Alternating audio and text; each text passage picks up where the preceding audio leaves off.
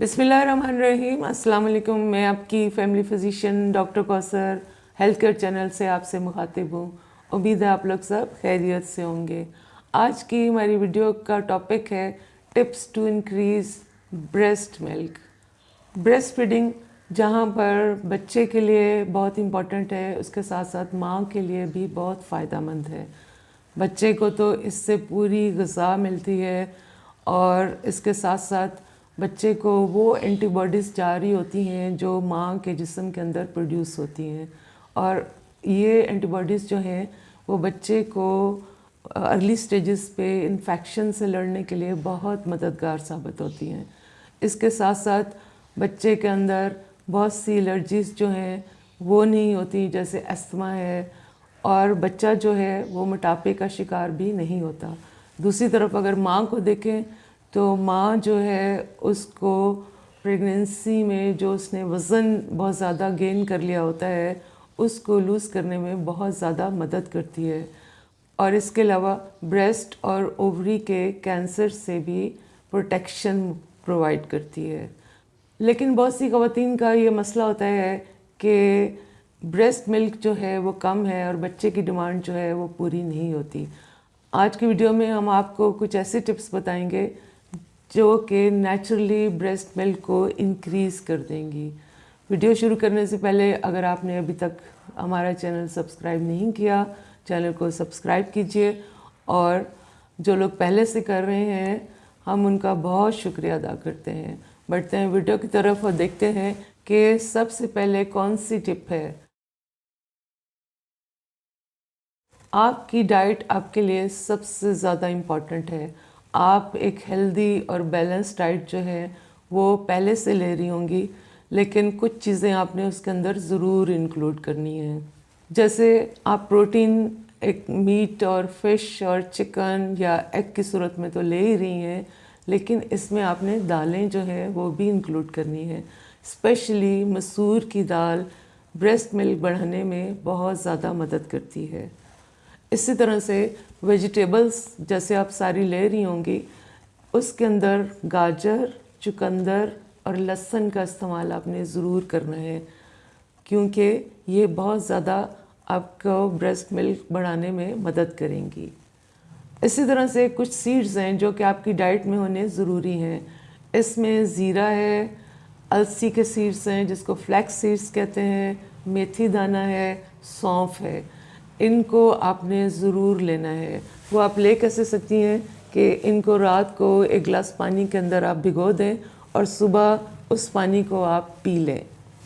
Whole grains जो हैं वो भी आप चक्की के आटे की सूरत में या ब्राउन ब्रेड की सूरत में आप इस्तेमाल कर रही होंगी, लेकिन उसके साथ साथ आपने ओट मील यानी जौ का इस्तेमाल करना है। वो दलिए की सूरत में हो सकता है, बारले है उसका इस्तेमाल करें। ये चीज़ें ब्रेस्ट मिल्क बढ़ाने में बहुत मदद करती हैं। अब अगर हम दूसरी टिप देखें तो उसमें आपने अपनी स्लीप का ख़ास ख्याल रखना है।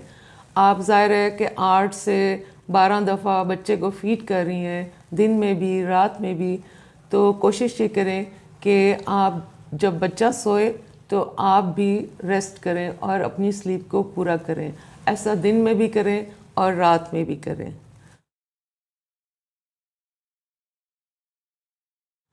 अगली जो इम्पोर्टेंट टिप है वो है बच्चे को आपने बार बार अपने साथ लगाना है, क्योंकि इससे मिल्क का फ़्लो जो है वो ज़्यादा हो जाएगा। ये जैसे मैंने आपको पहले बताया कि तकरीबन बच्चा 8 से 12 दफ़ा फीड करता है 2-2.5 घंटे के इंटरवल से। ये फीड आप रात को भी करवाएं और दिन में भी करवाएं, और इस तरह से मिल्क का फ़्लो ज़्यादा होगा। पानी का आपने ख़ास ख्याल रखना है। जहाँ आप पहले 8 से 10 गिलास पानी के पी रही थी, आप इसमें 4 गिलास पानी के और ऐड करें, क्योंकि अगर आपकी बॉडी डिहाइड्रेटेड होगी तो बच्चे का मिल्क फ़्लो कम हो जाएगा। इसलिए आपने पानी का ख्याल रखना है। पानी का इस्तेमाल करें, जूस का इस्तेमाल करें, मिल्क का इस्तेमाल करें, यानी लिक्विड्स भी आपने बहुत ज़्यादा लेते रहना है। कुछ मेडिसिन्स को आपने अवॉइड करना है क्योंकि ये ब्रेस्ट मिल्क को कम कर देती हैं। उसमें सबसे पहले एंटीहिस्टामिन, अक्सर हम एलर्जी की सूरत में एंटीहिस्टामिन्स का इस्तेमाल करते हैं, वो आपने नहीं करना।